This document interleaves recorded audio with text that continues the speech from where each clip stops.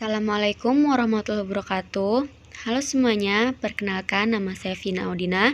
Pada kesempatan kali ini saya akan mempresentasikan tugas pengganti ujian tengah semester komunikasi pemerintahan mengenai pemanfaatan media sosial oleh pejabat pemerintah.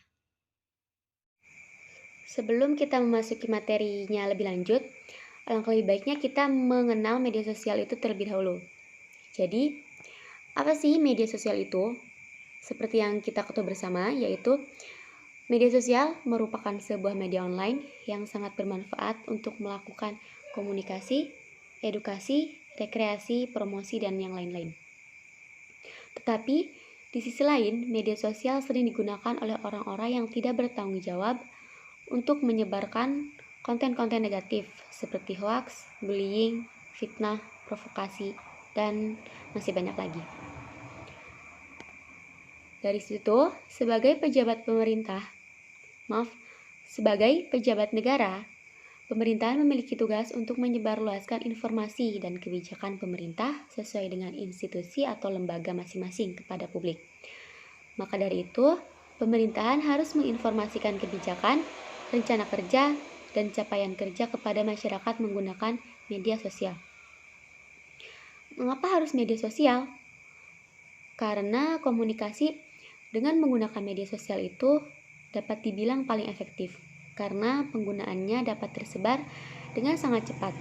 Melihat sekarang rata-rata masyarakat Indonesia telah mengerti dalam penggunaan media baru, dan dengan seiring meningkatnya pembangunan infrastruktur teknologi informasi di Indonesia dan program pemerintah yang memperkenalkan internet hingga ke pelosok negeri. Yang selanjutnya adalah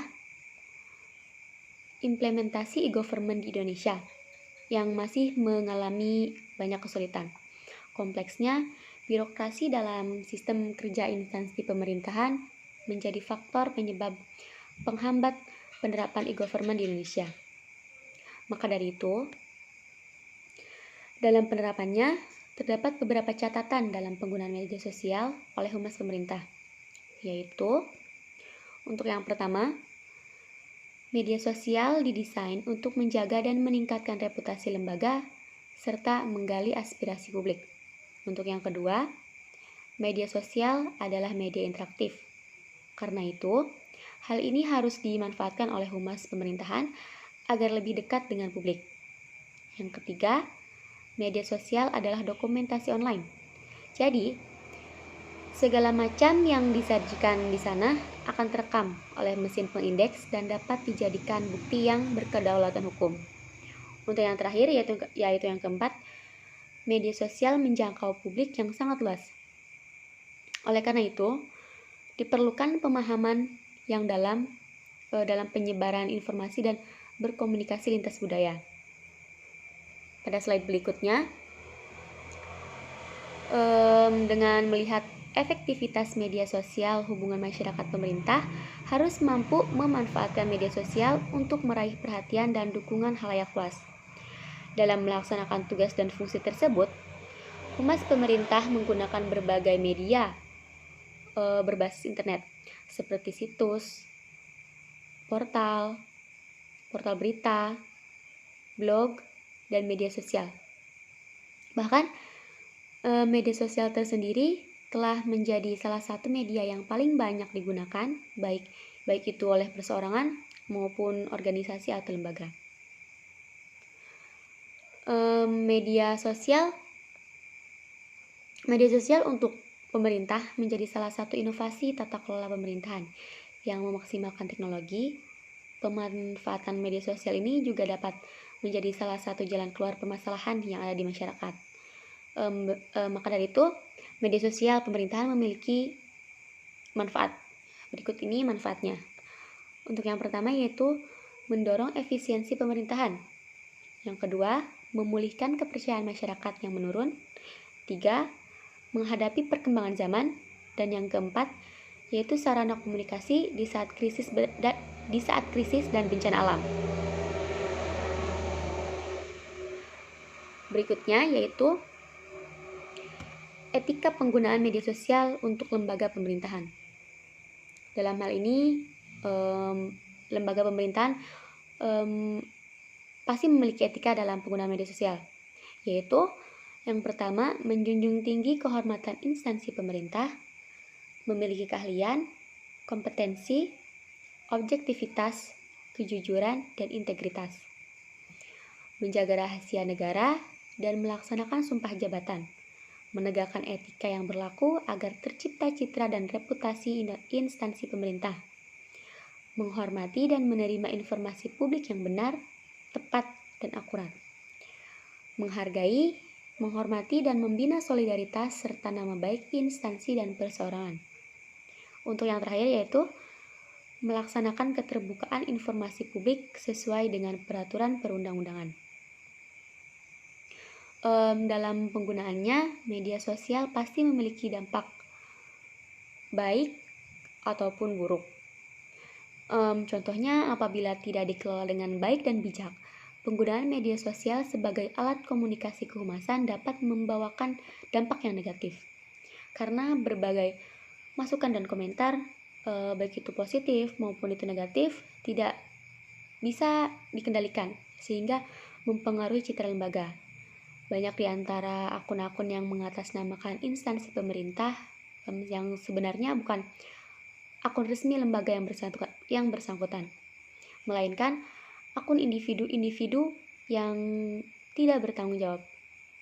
Dan apabila penggunaan media sosial yang mengatasnamakan instansi tidak disertai aturan dan pengendalian yang tegas, dapat mengikat dan serta pengelolaan yang profesional, dapat mengakibatkan ketidakjelasan pesan dan kebingungan halayak, sehingga berdampak negatif bagi instansi yang bersangkutan, khususnya pada instansi pemerintahan tersebut. Dan sebaliknya, apabila penggunaan media sosial diawali dengan pengertian dan pemahaman yang lengkap, pengaturan yang tepat, serta pengelolaan yang baik, akan diperoleh manfaat dari penggunaan media sosial di instansi pemerintah. Untuk menunjang hal-hal tersebut, perlu disusun pedoman pemanfaatan media sosial. Instansi pemerintah sebagai acuan dalam menjalankan mekanisme pengelolaan media sosial, serta menjadi acuan bagi pembuatan petunjuk pelaksanaan atau petunjuk teknis pengelolaan media sosial di instansi pemerintah yang tertuang di dalam Peraturan Menteri Pendayagunaan Aparatur Negara dan Reformasi Birokrasi Republik Indonesia Nomor 83 Tahun 2012 tentang pedoman pemanfaatan media sosial instansi pemerintah. Pedoman tersebut bertujuan untuk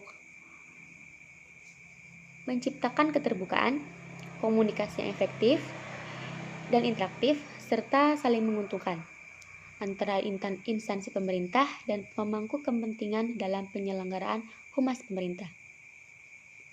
Jika dilihat dari manfaatnya, pedoman ini bermanfaat untuk meningkatkan pengertian dan pemahaman pengelolaan media sosial bagi instansi pemerintah dalam berhubungan dengan pemangku kepentingan secara optimal, efektif, dan efisien. Selanjutnya, pengertian umum dalam pedoman ini meliputi hal-hal yang berikut. Yang pertama yaitu instansi pemerintah adalah kementerian, lembaga pemerintah non-kementerian, sekretariat lembaga negara, lembaga setingkat dengan menteri dan lembaga lain, lembaga non-struktural, serta pemerintah provinsi dan kabupaten kota.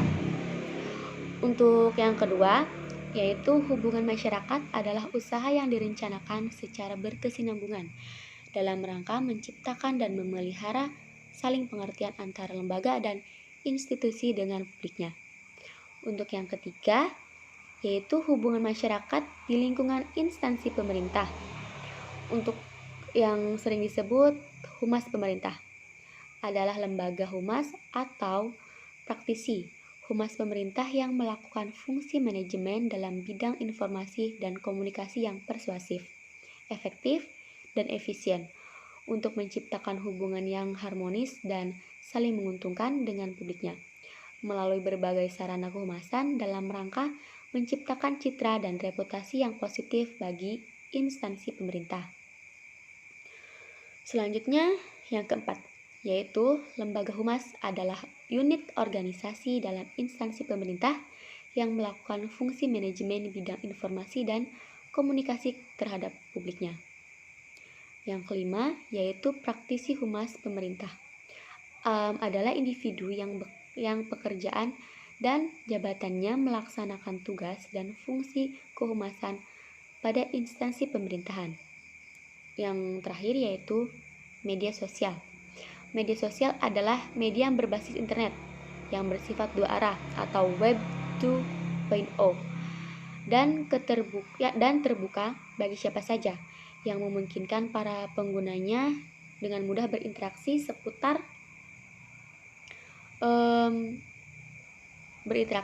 berpartisipasi, berdiskusi, berkolaborasi, berbagi, serta menciptakan dan berbagi isi. Selanjutnya yaitu sebuah sasaran pedoman pemanfaatan media sosial instansi pemerintah adalah sebagai berikut, yakni tercapainya kesamaan pemahaman pemanfaatan media sosial sebagai salah satu peranti hubungan masyarakat di instansi pemerintah, terselenggaranya hubungan yang harmonis dan saling menguntungkan antara instansi pemerintah dan media, terwujudnya keterpaduan pengelolaan media sosial secara optimal, efektif, dan efisien, dan terciptanya media sosial yang menghasilkan reputasi instansi pemerintahan yang semakin membaik. Yang selanjutnya yaitu melihat prinsip media sosial humas pemerintah. Yang pertama yaitu kredibel. Kredibel yakni menjaga kredibilitas sehingga informasi yang disampaikan lebih akurat, berimbang, dan keterwakilan. Yang kedua yaitu integritas, yakni menunjukkan sikap jujur dan menjaga etika. Yang ketiga yaitu profesional, yakni memiliki pendidikan, keahlian, dan keterampilan yang ada dalam bidangnya. Yang keempat yaitu responsif, yakni menanggapi masukan dengan cepat dan tepat.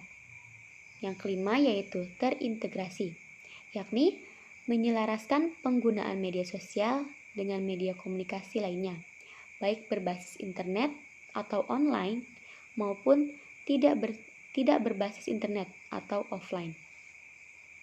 Jadi kesimpulan dari semuanya yaitu pemanfaatan media sosial instansi pemerintah diharapkan dapat meningkatkan kinerja instansi, khususnya humas pemerintah, dalam menjalin komunikasi dengan menggunakan media sosial secara optimal, efektif, dan efisien, sehingga terciptalah hubungan yang sinergis, harmonis, dan saling menguntungkan antara instansi dan pemangku kepentingan. Maka dari itu, dapat dilihat juga bahwa pemanfaatan sosial media untuk e-government dapat mendukung pemerintah dalam mewujudkan good governance. Implementasi good government yang sudah berlangsung dari tahun 2003 perlu dikembangkan dengan menciptakan e-participation dari publik dengan menggunakan media sosial. Meskipun pemanfaatan sosial media untuk e-government memiliki dampak positif dalam beberapa aspek seperti penghematan biaya dan diseminasi informasi yang memiliki jangkauan cukup luas dan cepat, namun tetap ada resiko yang perlu diperhitungkan seperti munculnya feedback negatif, yaitu munculnya berita hoaks atau kebohongan yang tertuju pada instansi pemerintahan tersebut. Maka dari itu, untuk menghasilkan pemanfaatan media sosial yang efektif diperlukan strategi dalam pemanfaatan sosial media tersebut, yaitu dengan salah satunya dengan pengukuran Key Performance Indicator atau dapat disebut KPI, juga merupakan salah satu aspek penting untuk mengukur efektivitas sosial media dalam implementasi e-government tersebut. Mungkin cukup sekian dari saya, dari presentasi yang saya sampaikan tadi. Jika terdapat banyak salah-salah kata, mohon dimaafkan karena saya juga masih dalam fase belajar. Terima kasih. Wassalamualaikum warahmatullahi wabarakatuh.